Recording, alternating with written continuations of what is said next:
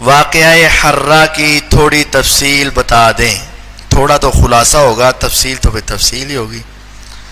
تو گزارش یہ ہے، میں آج خلاصہ بتا دیتا ہوں. واقعہ حرہ ہوا ہے، لیکن جو بتایا جاتا ہے 700 عورتوں کے ساتھ غلط کاری کی گئی، 1000 صحابی شہید کر دیے گئے، گھر لوٹ لیے گئے، یہ وہ ہوا، یہ بالکل غلط ہے، جھوٹی باتیں. کتاب و سنت میں اس کا کوئی ثبوت نہیں. لڑائی ہوئی ہے، ضرور ہوئی ہے، لیکن جس طرح مشہور ہے اس طرح نہیں ہوئی ہے.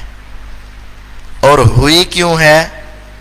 حرہ یہ چھوٹے چھوٹے پتھروں کی زمین کو کہتے ہیں، جس جگہ پہ یہ سنگریزے زیادہ ہوں اس کو حرہ کہتے ہیں.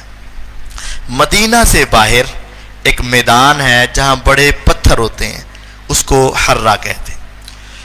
جن لوگوں نے سیدنا عثمان رضی اللہ عنہ کو شہید کیا، انہوں نے ہی بعد میں حضرت علی رضی اللہ عنہ کے ساتھ مل کر جنگ جمل میں دونوں طرف آگ لگا کے لڑائی کروائی. انہوں نے ہی حضرت عمار بن یاسر رضی اللہ عنہ کو شہید کیا، اور انہوں نے ہی جنگ صفین کروائی.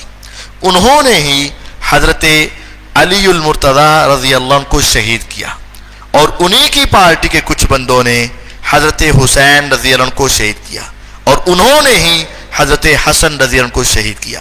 یہ ساری کارستانی عبداللہ بن سبا اور اشتر نخی اور اس کے حواریوں کی چلتی آ رہی تھی. جب یزید کو خلیفہ بنا دیا گیا تو ان کی اولادیں اور اس کی کیٹیگری کے لوگوں نے مدینے کے اندر دوبارہ ایک پوری سازش تیار کر کے لوگوں کو ابھارنے اور اٹھا کر ایک خلافت کا انکار کرنے کی تیاری شروع کی. اس فتنے کو دبانے کے لیے مدینے کی طرف فوج نے رخ کیا. بہت سارے لوگ ان سے متنفر بھی تھے، اس گروہ سے، اور بہت سارے ان کے ساتھ بھی تھے. وہ باتوں میں ورغلا بھی لیا کرتے تھے. تو پھر مدینے سے باہر حرہ مقام پر ایک لڑائی ہوئی.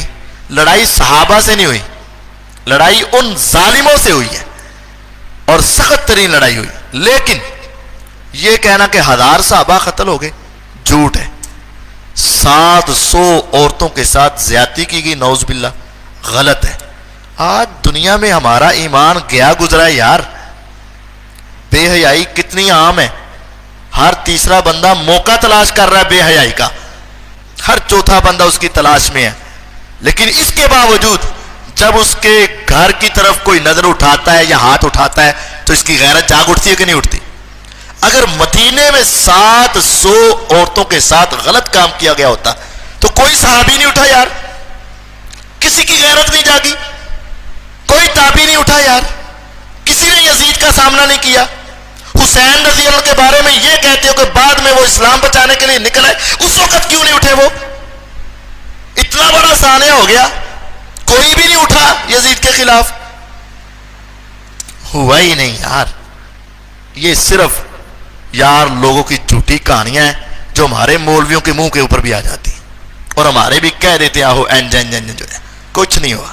وہ چند باغی قسم کے لوگ تھے، ان کا مقابلہ ہوا، ان کو شکست ہوئی، انہوں نے افواہیں اڑاتی ہیں، یہ ہو گیا وہ ہو گیا، یہ ہو گیا وہ ہو گیا، یہ ہو گیا، بس کچھ بھی نہیں ہوا. لڑائی ہوئی ہے باغیوں کے ساتھ اور ان کو قتل کیا گیا ہے.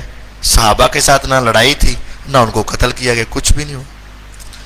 وہ یوٹیوب پہ ہم نے کہا ہوا ہے، الوی میڈیا لکھیں گے نا تو وہاں آپ واقعہ حرہ ہی بس لکھ دیں یوٹیوب پہ تو وہ انشاءاللہ آ جائے گا سامنے.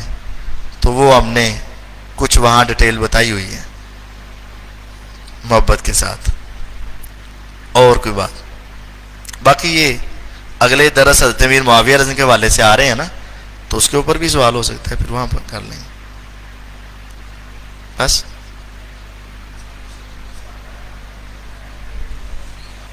جی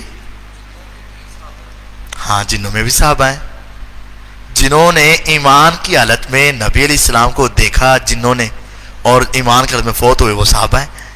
جنہوں میں مسلمان ہیں نا، کافر بھی ہیں نا، تو پھر صحابہ بھی ہیں. ہاں عام چونکہ ہمارا ان کے ساتھ واسطہ نہیں ہے تو بیان کرنے میں بسا اوقات ان کا نام نہیں لیا جاتا، لیکن میں نے لے دیا شاید تو جان بوجھ کے لیا میں نے کہ ذہن میں رکھے کہ یہ بھی صحابی ہوتے ہیں.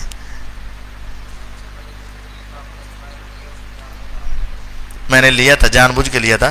جس انسان نے یا جن، کیونکہ مکلف یہ دو چیزیں ہیں نا، تو مکلفین میں سے جس نے ایمان کی حالت میں نبی علیہ السلام کا دیدار کیا اور ایمان کی حالت میں فوت ہوا، اور یا پھر اس نے دیدار کے بجائے ملاقات کر لی، تو وہ صحابی ہے مکلفین میں سے.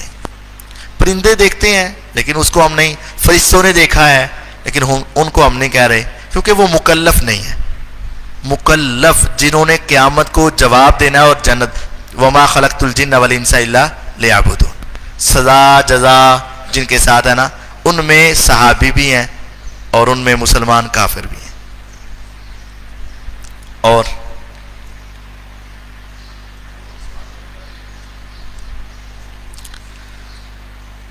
وہ کہتے ہیں جڑا نبی علیہ السلام دا ساتھی ہے وہ صحابی ہے بس، اور نہیں کر دینے. لیکن ہم ان کو سمجھاتے ہیں کہ بھئی اہل پہلی کلاس والی گلاں نے، تھوڑا جا آگے آؤ.